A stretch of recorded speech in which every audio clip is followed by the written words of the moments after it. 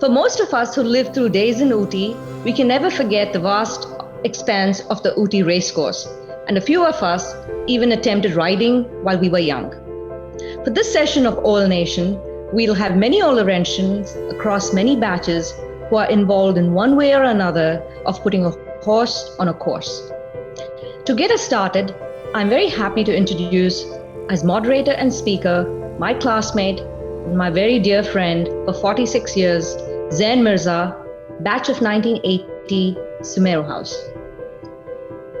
For Zain and his brother Hasnain, also an Olarensian, batch of 1975, Arvali House, horse breeding and racing is in their blood, in their DNA, and in their family for generations. They started their own stud farm shortly after school while still in college.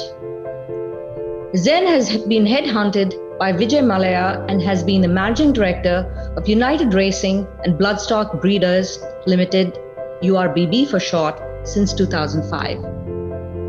Over the past 15 years, URBB has been the most successful racing and breeding operation in India.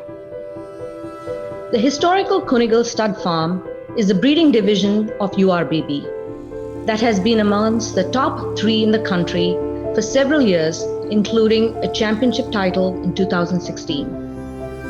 The racing operation that Zain manages comprises at any given time about 100 horses with trainers and all racing centers in India.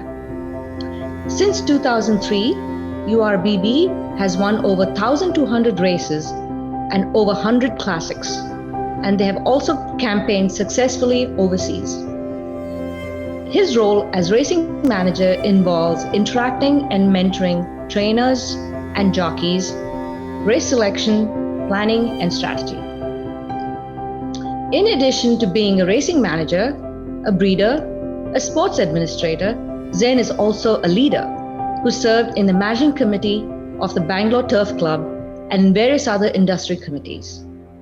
With this introduction, over to you, Zain, to take us into your world of horse racing. Thank you, Kalpana, for that introduction. Now, for the uninitiated, I will just give you a quick overview of the racing and breeding industry.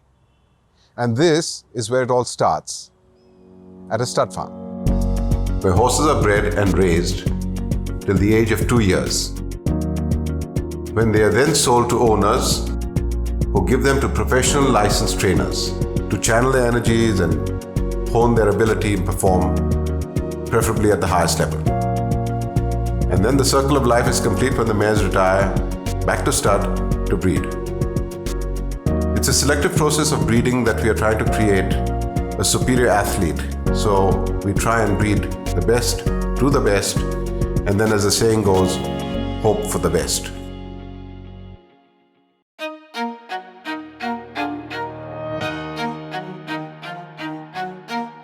Without boring you with too many stats, I will just touch upon some numbers that will put things in perspective.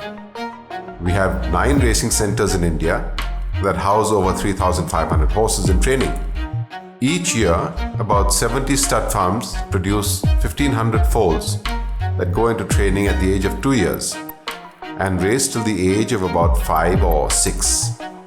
All India, we conduct racing about 350 days a year and hold about 3,000 races in all. Of these 3,000 races, only 100 races are prestige races in which the best participate.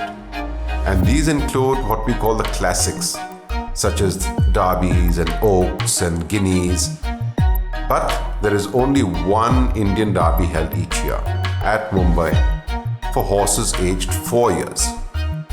I will now introduce you to several OLs who are involved in various aspects of this industry, who have been super successful, and they will also give you an insight as to the hows and whys and what drives them.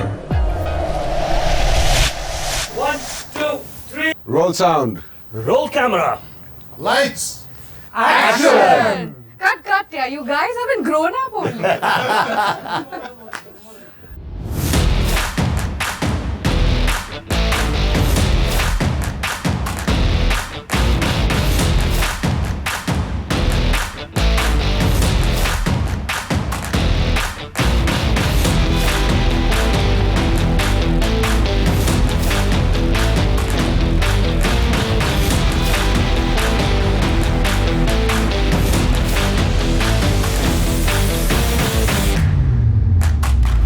Preetham Basappa, Vindhya 1977. You were introduced to racing at a very young age. Can you tell us where it all started? Yeah, Zen, well, I was born into a family who's been racing for generations. And I was born spent a lot of my time on the lap of a racing environment in terms of, people around the house, my family, and everybody you started meeting. And as I grew up over the years, by the time I was 8 or 9, I was familiarizing myself with the race book and pedigrees and performance and challenging myself to pick winners. And it was at that time, I think this was just before my schooling at Lawrence, that I first got introduced to actually witnessing live racing, and that was at the Ooty race course, which was a summer capital of people who went for holidays in the south of the Vindhyas. Very affluent, elitist, glitzy company. There was royalty, there were power brokers, industrialists, and everybody was having a good time. And that was my sort of introduction to racing in terms of the actual performance of horses and the spectatorship, which was the sport of kings. So that was my first introduction over my first decade of my life, where I was pretty much knowledgeable to a certain extent in terms of what racing was. Fabulous. So, Naushir Kama, 1976, was 1 year your senior, same house, Vindhya House. We've got him joining us from on Zoom. Hi, Naushir. Hi. Hi guys, hi. Nice seeing all of you. Well, I got into racing not so much through school, but my affinity to horses.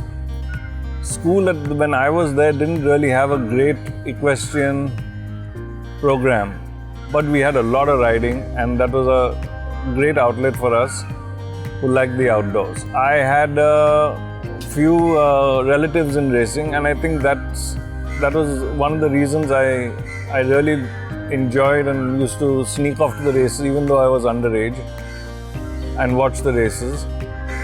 And from there it just went on, and I got an introduction to Mr. Bairamji, who was my boss and my mentor. And from there I got into racing. Oh, that was a bit of luck, winning the Indian Derby at such a young age. My boss, Mr. Bairamji, sent me to Bombay with 3 of his best horses, which I had under my charge. And I was lucky enough to win the Derby at that young age. Though that is the apex race, and I'd love to win it again. We all go through hard times here, but we just don't give up. Never give in has always been in the back of our minds because it's shaped us from school. The Derby may have been 35, 38 years ago, but I'll still never stop trying to win it again. Thanks, Kama. Thanks for your time. Arjun Manglorkar, Vindhya, 1990. Arjun, your father was a very successful trainer in his time, and you decided to follow in his footsteps. When did you decide that? Well, Zen, I was literally born in a stable. And being born in a stable, I had 2 choices. Either become Jesus Christ or a horse trainer. I don't think I could make Jesus Christ. So here I am. Come on, man! Come on, you forward! Come on, you forward! Come on, you forward! Come on, you forward! I've been training horses for the past 20 odd years. And for the last 7-8 years, I can say I've been training about 50 to 60 horses each year. Essentially, my job is to keep them healthy, sound, both mentally and physically, and get them to do their best whenever they race, which is generally between 3 to 4 weeks. We start racing our horses at the age of 2, and they race till the age of 5 to 6. The prime years of a horse's racing career is between 3 and 4, when you run for the premier races, that is the classics and the terms races. And one really targets the horse for the Indian Derby, which is the greatest race, both prestige-wise and financially. And everyone generally aims to win that race, and we work backwards from them and program our horses to run in races that give them their lead ups and try to get them to be their best on the Indian Derby day. And along the way, we come across a lot of disappointments and things going wrong, and sometimes you get it right and you pick up races along the way, and generally that's our target. Right. So now we have Appana Subaya, Vindhya 1988. I didn't realize that you got into racing. Your first horse was in partnership with Preetham. Actually, it was in a syndicate, Zain. We knew each other. I know Gautam and Sanjeev, they're my neighbors. My grandfather owned Gymkhana horses. My father owned horses. But to get into the sport, you still need somebody to help you. And we formed a syndicate, mainly of Laurentians and some Madras Christian guys. And it was for 4-5 years, Preetham. We had a couple of horses. Yes. And we did not too bad. We were fine. I'm still in the sport, so I guess we did well. Oh, don't we know you're still in the sport? And now we have Annika, Sumeru 1999. You're married to a trainer, a young trainer, Neil Darasha. How did you meet him, or were you already involved in racing? I met him in college, straight after school at St. Joseph's College, Commerce College in Bangalore. And I think we just fell in love and been together ever since. So we've literally grown up together.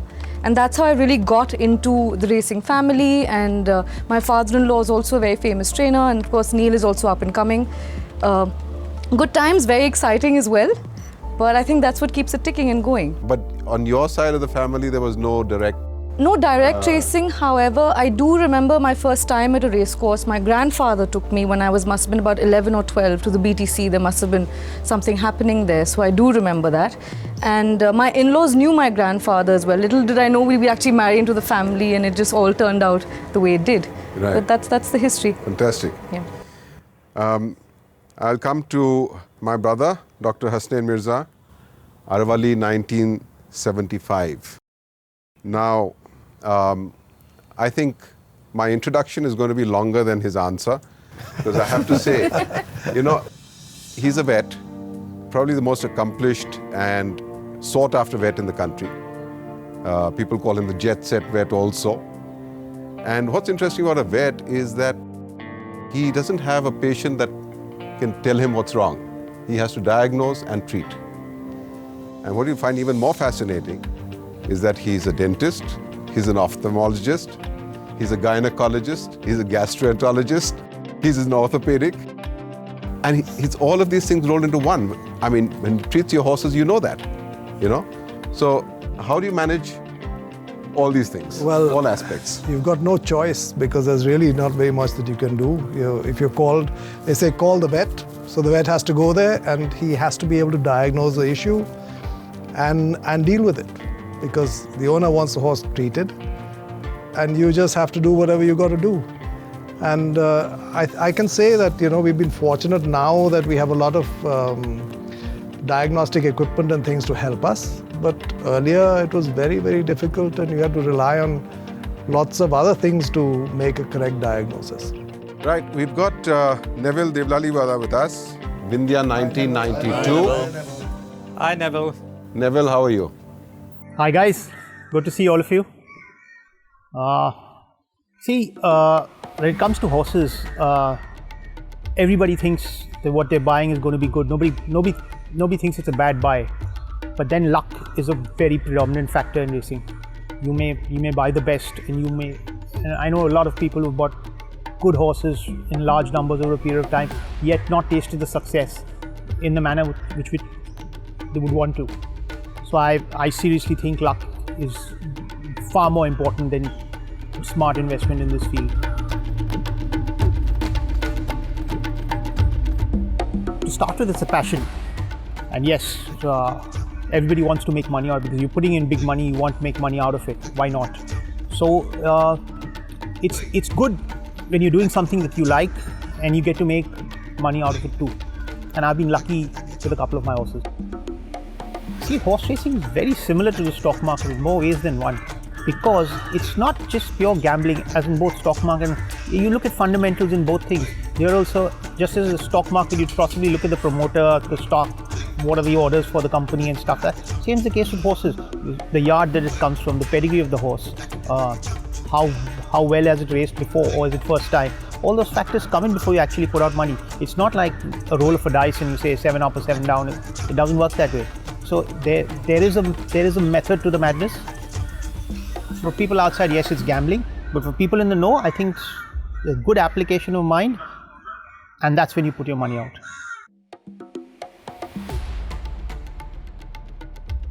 Arvind was a great horse, but let's put it this way, we always knew he was good to start with, and I tend to try and recover my money on the first start of my horses if I think they're good, because there's somewhere down the line you want to cover some of the money that you have spent. And we had a massive punt in him first start in Bombay, and he just walked out of the gates. He just didn't raise a gallop, and that is one episode I've really never got over. So I was just too shocked about what he did, and then to think about what he went on to do after that.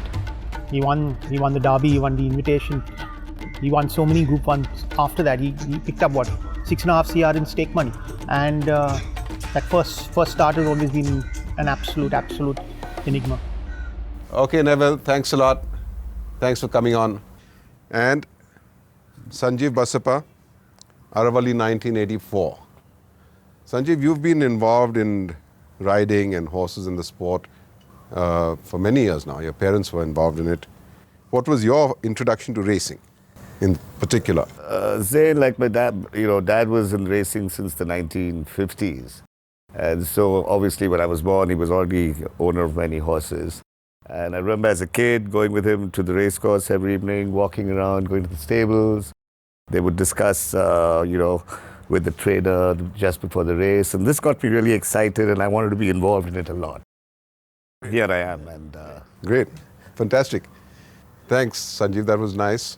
And now we've got Arun Alagappan joining us. Aravalli 1993. Hi, Arun. Hi, guys. Good to see you all. Guess you all are all safe and all good in Bangalore. If you're in a meeting and your horse is running, and that too, my trainer sends me an SMS, from Bangalore, and I don't even know if the horse has got a chance. And he just sends me an SMS, and I said, what race is it? He says, no, it's only a handicap race. I said, that's fine. What time is it? And he says at 2:30. And I just thought to myself, I'm going to be sitting in one of these meetings at 2:30. And the people had come from outside, I was sitting there. By 2:27, I was getting so nervous. Actually, I was not participating at all in this meeting. So I decided I'll take a break. So I told them I've got some urgent work. I went out, and did, and saw the race, and saw my horse not finishing anywhere though. And then came back, to it. At least I was satisfied I could see the race. So these are the funny things that happen with racing. So, basically, racing actually was more a thing that I got into after 2015-16. I went for the Invitation, which was in Chennai after a very long time actually. And that time it was January, and I said I must look at starting to own a horse. So, at that time, Dr. Mutaya gave me a horse and said, if you like it, why don't you race it? So that was the first horse I had, and so it was already a class 1 horse. And basically it was already racing. Choosing my trainer also wasn't a big thing, because he said you can use my trainer. That's why I got introduced to a trainer as well. And I started racing with the horse. His name was Sailor, and he did pretty well for me that season. And that's when I went to a stud farm in Coimbatore, and met Mr. Pati there, who who's interested in breeding horses. And he says, you come too late, but here are some horses, and you can, if you like any of these, there were 3 left. By then all the horses had gone, and he said, you can take one. I said, I like one of those horses. He said, you can take it. And I remember him trying to tell me this is a Lucifer Sam. Now, I didn't know what it was. I don't know, so he said this is a bloodline. I didn't know bloodlines back then. It was just that I chose a horse, came back, and I said, okay, what do you name the horse? So, I just looked at the horse and I said, I hope it runs fast. So, I named it, I said, let's call it Fast Horse in some language. This is nice. So I translated in Google, named it Cavallo Veloce, which means fast horse. And it did become one of India's fast horses. It did, that horse actually literally made me enjoy my racing. And I think I'm in racing because of that horse, because once you get a horse like that, you'll never leave. And that's the thing, you get so hooked to racing. And I think now it's been nearly, I've had him since 2016. And it's been 5 years and 5-6 years. So he's a 7-year-old now, still going strong, still winning. And winning some of the big races in India. So I guess from then you go on, and then this never stops. You want to get the next Cavallo Veloce. And it'll keep happening. You think you'll get the next Derby winner, and you'll keep going on like this. So in effect, you start building your string. Yeah, and in full shares, I think I've got 20 horses now at the moment. Superstitions is a funny thing, and everybody's got their superstitions. Standing in one place, going and watching a race from some place, the first big race I won, I had my specs had got chipped on that day, and so I was wearing this specs every time. So, Mr. Mirza, Zen, he actually found this out. But I guess everybody's got it. I see enough people in the race course standing in one side of it, wearing a certain tie, wearing a certain jacket. I've got one of my friends who was my senior in school also, who's won a race, Neville, and Neville who'll wear one jacket and, literally, a torn pair of jeans, but he'll still wear the same thing because that is what his horse, Allender, apparently won with. So I guess everybody got superstitions in racing. That's great, Arun. Thanks so much. Thanks for your time. So, Preetham, you've owned a lot of horses in your time. You've been a private breeder. You've had a lot of success as a private breeder as well. I mean, tell us what your journey was like. Well, as I was mentioning earlier, Zen, I joined Lawrence when I was 10 years old, and I was advised very strongly to get into equestrian activities.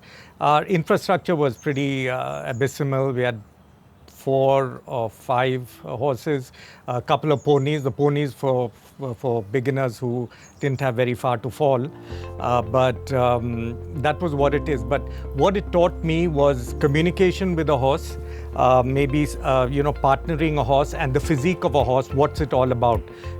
Post that, after I finished school, I mean, it was pretty uneventful as far as equestrian activities goes. We had our rides in into Ooty, etc. Post that, we came back. I was very much hooked into the sport, and I started to get into Gymkhana racing. And I started riding there, and 2 of my you and Dr. Mirza were my mates in riding. Of course, the hero was Dr. Mirza, who modeled himself on Lester Piggott, and his style of his style of riding and everything was Lester Piggott. Lester Piggott was his hero, and well, anyway, it was great fun, and I must say that. We used to have the handicap system in Gymkhanas, where the good horses started right at the back and the worse off horses were in front. And I had a very horrific or a spectacular crash where 2 horses crashed into each other. And fortunately, I was taken away in an ambulance, but fortunately I got away with a bruised ego, and that was it. So that was as far as Gymkhana goes. And then I got into racing as such. And initially, which was the mid-80s, I got into owning horses, but it was more as a representative of the family. And it wasn't until 1990 that I owned a horse in my own right. And funnily enough, that horse won its first race. And I was the hook had gotten deeper and deeper and deeper into racing. Coming back to your question about private breeding, so I had got this band of mares which were boarded at Kunigal Stud Farm, and I used to breed with 5, 7, 8 mares, and one of the mares produced a horse which my trainer at that time told me was very special. We went to Chennai for the Hindu Sprinters Cup. Didn't think that the horse. We were very confident, but the public at large and the professionals didn't think she had very much of a chance. she came and won. And that was something amazing. I was walking on air for about 3 days. Imagine having the fastest horse in the country, bred from a small band of horses that I owned, and the best sprinter in the country for that year. So it was an amazing feeling, and it was literally walking on air. So at about 2005, again I had a mare who bred a young filly, and I was looking for somebody new with a fresh, enthusiastic look about racing. And if I remember correctly, I spoke with you, I spoke with Martin, and about who should I go to and what should I do. And I think one of the names thrown around was Arjun. Now, as it happened, Arjun's an old Laurentian, very much junior to me. So one of the attractions was that he was junior, so I could bully him a lot. So I called him up one evening and I said, I've got this filly, go have a look at it. And, if you like her, take her and train her. So, well, the next thing I knew, she was in a stable. And that was what started my journey with Arjun. And we immediately clicked as a team. And when she started working, a funny incident, that I was on my treadmill one morning and called, every time your trainer calls you at 8 o'clock, it's either good news or bad news. So I picked up the phone and he didn't say anything. He just said, hi, I think you've got one of the best horses in India. And I nearly, fell off the chair. I said, does this guy know what he's talking about? So anyway, I said, okay, great. Now the proof of the pudding is in the eating. And we went to, she raced the first time. First couple of times. First time, disappointment. Second time, disappointment. I said, this guy is... Something's up. Well, there's something wrong here. I mean, she's nowhere near the best horse forget the India, she's nowhere near the best horse in Bangalore. Well, we carried on with that. Again, never given. Never given. We ran the fourth race of her career she won, or the third race of the career she won, and then he straight away said, we'll run the Guineas. She ran the 1,000 Guineas and just lost by the shortest of heads. So I said, okay, this Laurentian knows maybe a little bit. He's at least coming up to something. And then we ran the Derby. And,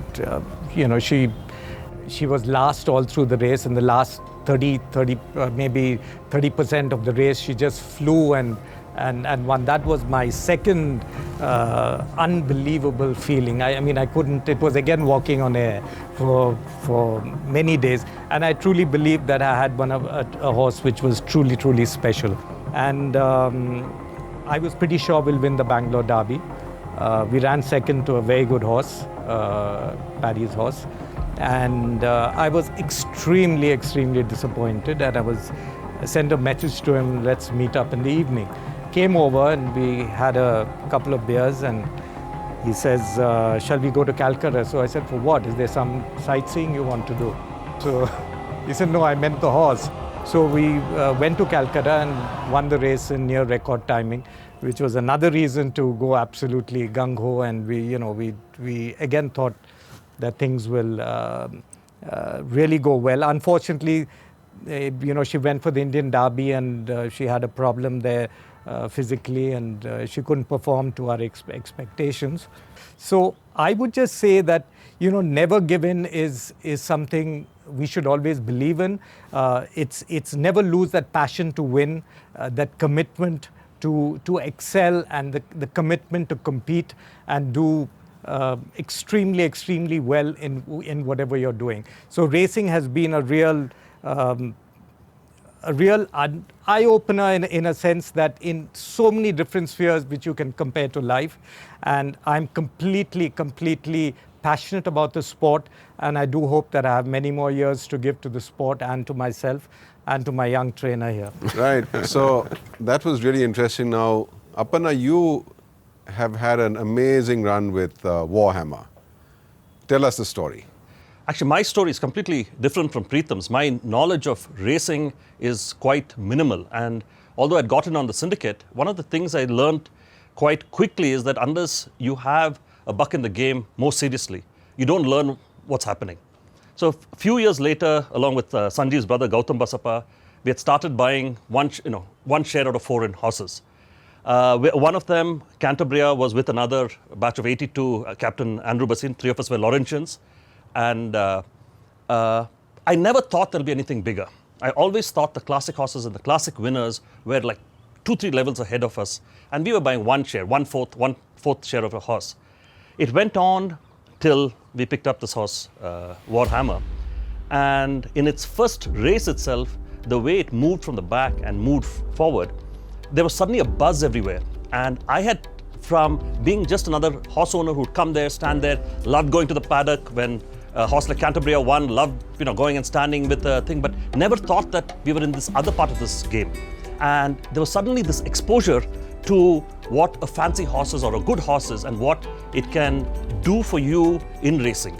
And because suddenly there was talk about, are you going to be entering it in the Colts? Are you going to be entering it in the Derby? And these were words that I never thought would happen in my lifetime with a horse.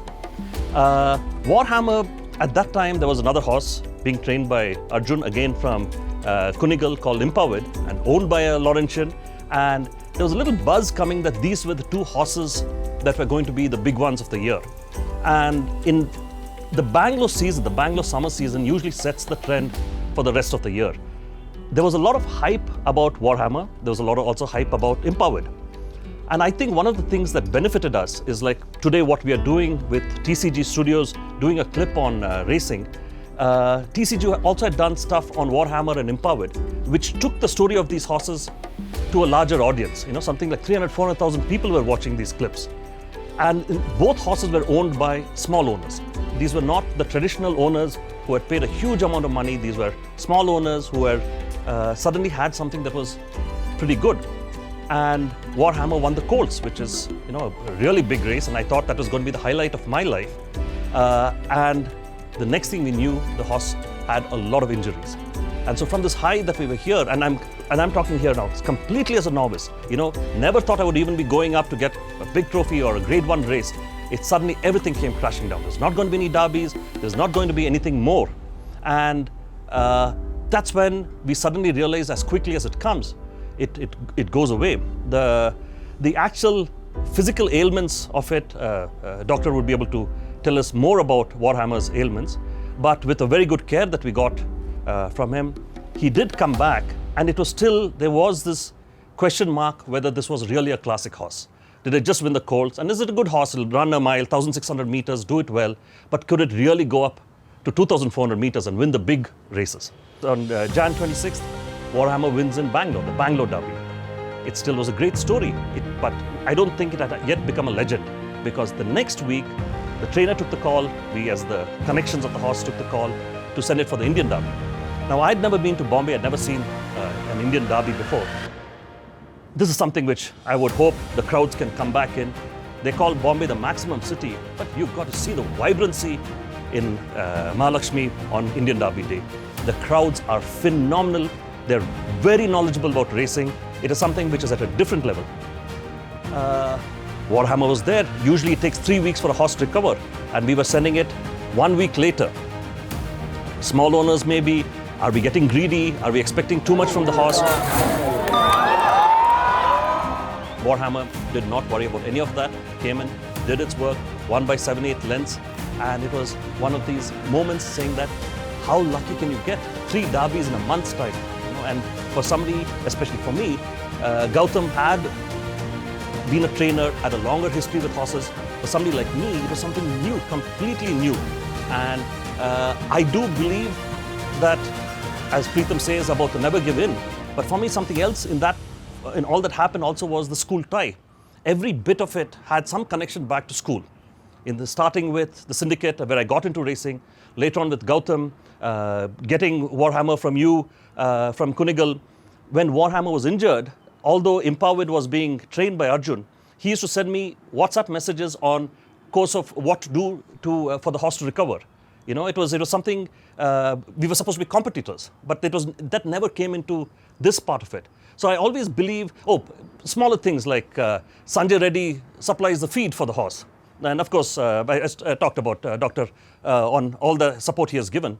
So for me, the school tie was everything about racing, you know, from the start all the way to Warhammer winning the Indian Derby, and that moment when you stand there and saying, how lucky can I be, was at that moment you're saying, I also realized I'm there because of all these other people and all these other connections that brought me there. A last point on why I feel Indian Derby is the epitome of a race or epitome of something to be winning. While we were walking out, Gautam and his wife Gayatri were walking in front. I and my wife Yashika were walking a little bit behind. And we walked through in Mahalakshmi where both, the punters are on both sides. They knew Gautam's name, they knew my name. Now, at the most, we might have shown up for a picture in the paper. How did they know who Gautam was and who I was? In addition, they knew Gautam was more involved in Bangalore.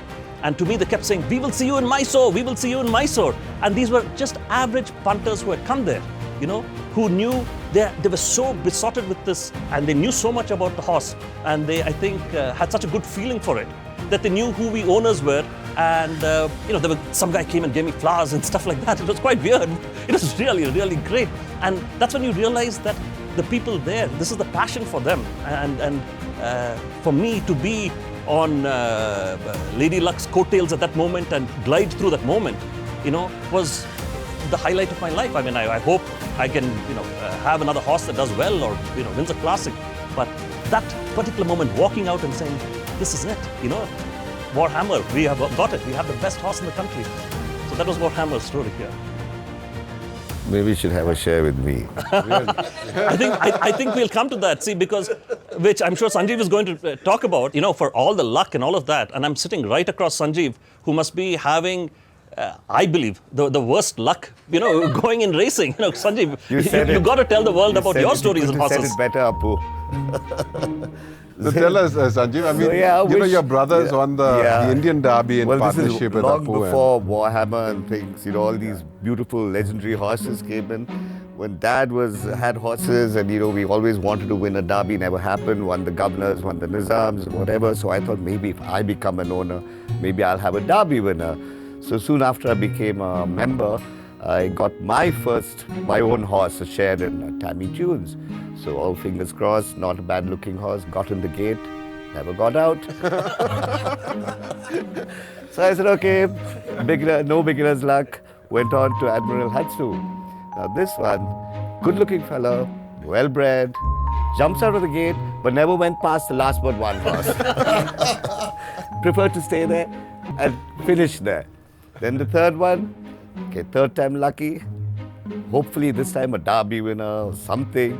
At least a winner, at least run the race, something like that. So this one dies of colic before even we name it. So far luck has been really bad.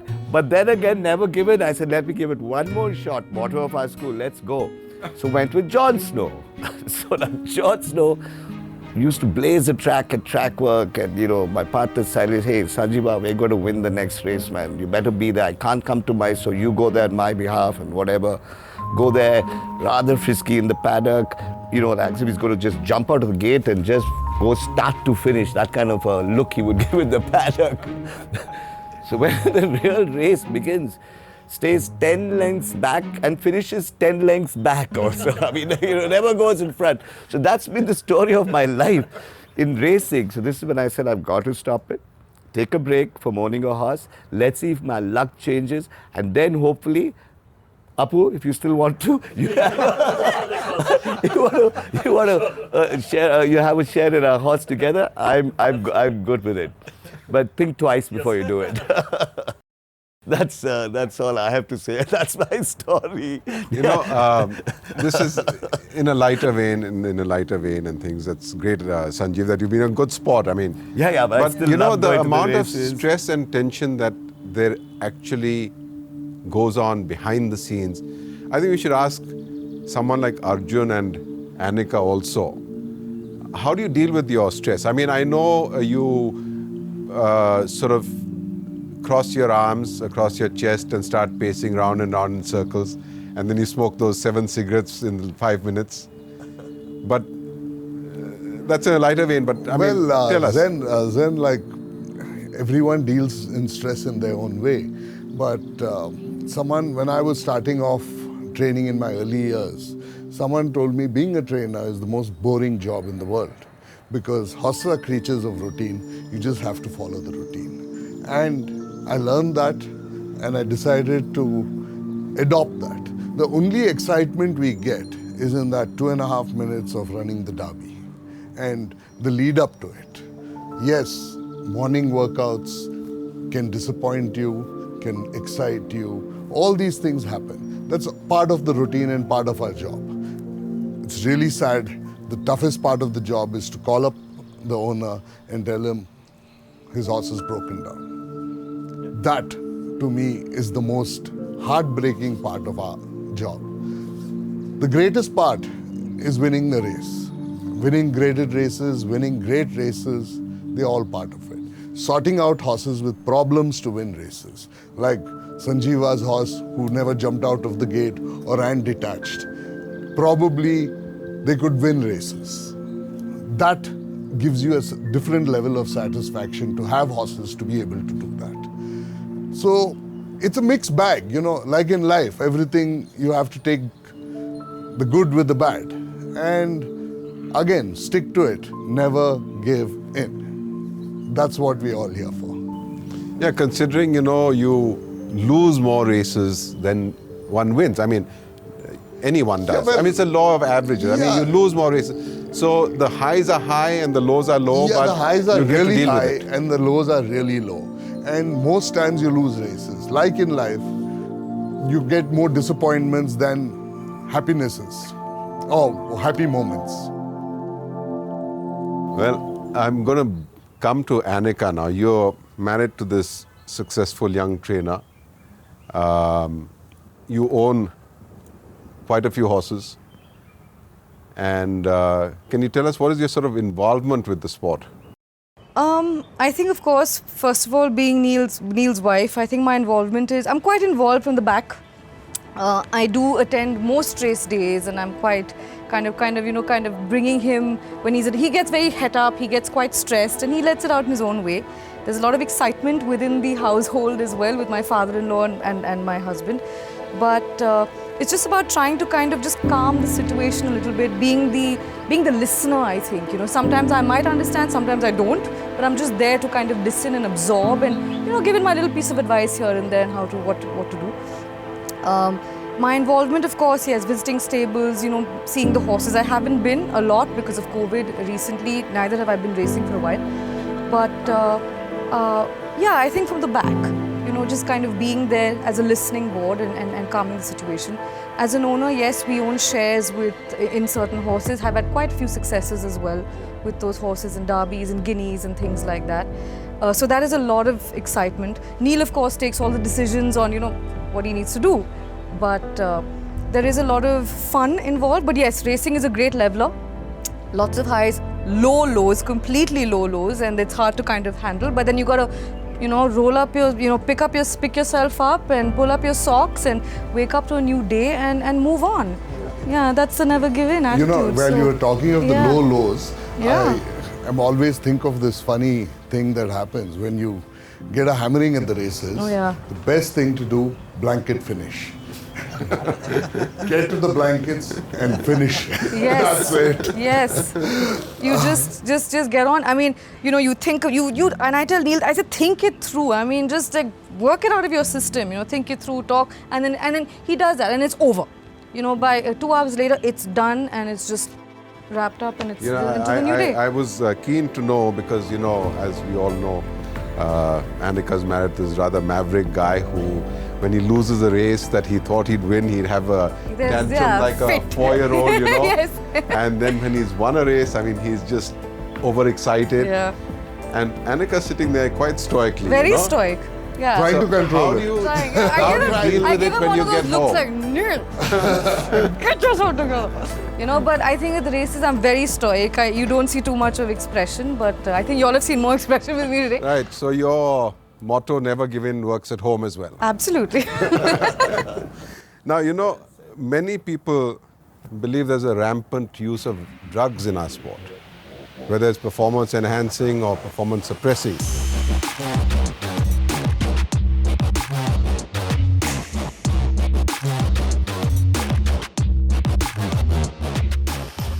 What have you to say about that?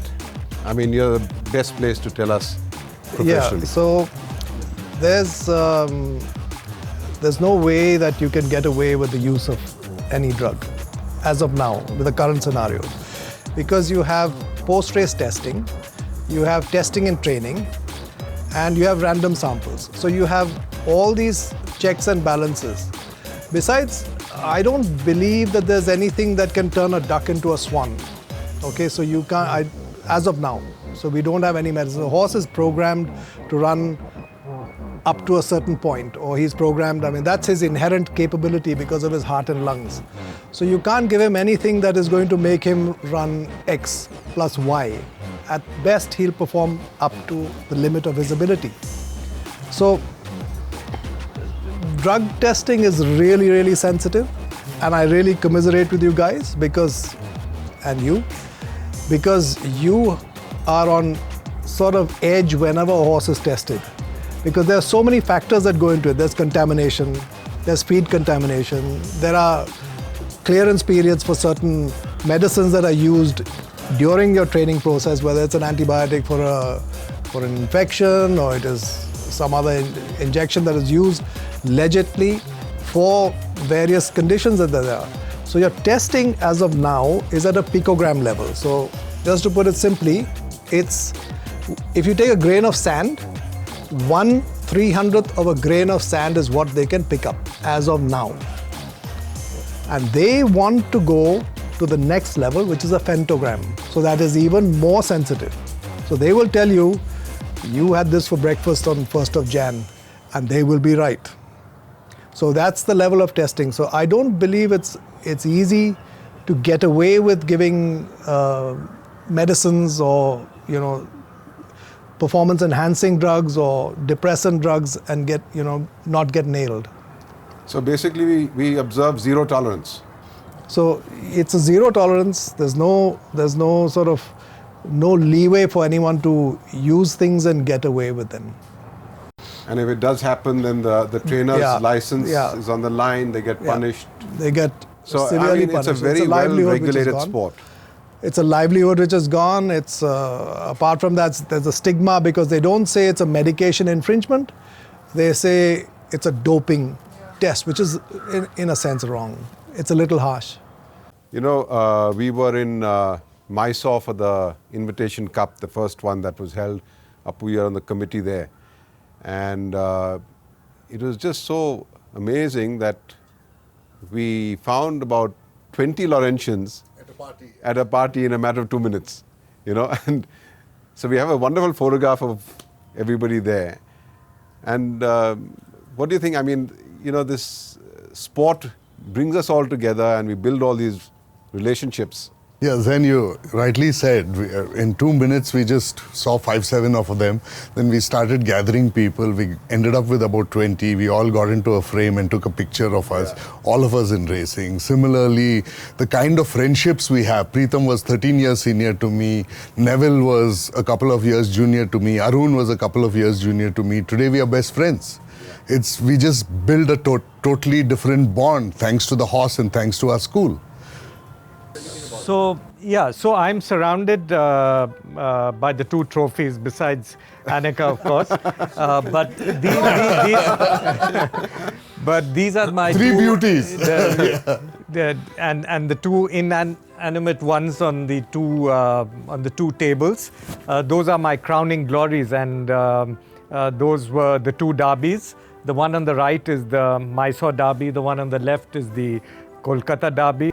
And this is what everybody hopes to achieve in racing, because this is the pinnacle of success, and that is winning derbies. So Arjun was involved with both of them. So have you got anything to say about them? They look lovely. They certainly do. Yeah, and the trainer doesn't get them. Only the owner gets them. So he, all he can do is admire it. And I spent a lot of time over a lot of beers admiring them. And a lot of stories shared too. So you got your fair share. Yeah, I got my fair share. Definitely. Can you withdraw that 13 years, please? It's bad luck. Right, guys, thank you all very much. Never give in. So I hope we have been able to give you a better insight into the sport that we're involved in. Yes, there is the glitz and the glamour and the celebrities and the parties, but trust me, behind the scenes, there is a lot of hard work. As they say, blood, sweat and tears. There's bound to be, because the stakes are high and so is the pressure. So for all you Netflix addicts and Formula One followers who watched the series Drive to Survive, horse racing is no different. It has the same competitiveness, aggression, passion, politics, intrigue, and rivalries. So if you are looking for that adrenaline rush and want to get involved in the sport of horse racing, feel free to reach out to any one of us and we'd be more than happy to guide you through it. Thank you very much, Zen. That was a very informative and interesting session. I have a question for you, actually. You have been involved in the Indian horse racing industry for a very, very long time. How has the Indian horse racing industry dealt with this pandemic? That is a very good question, Kalpana. Very appropriate, and I'm glad you asked it. You know, the racing and breeding industry directly employs over 40,000 people and indirectly an equal number.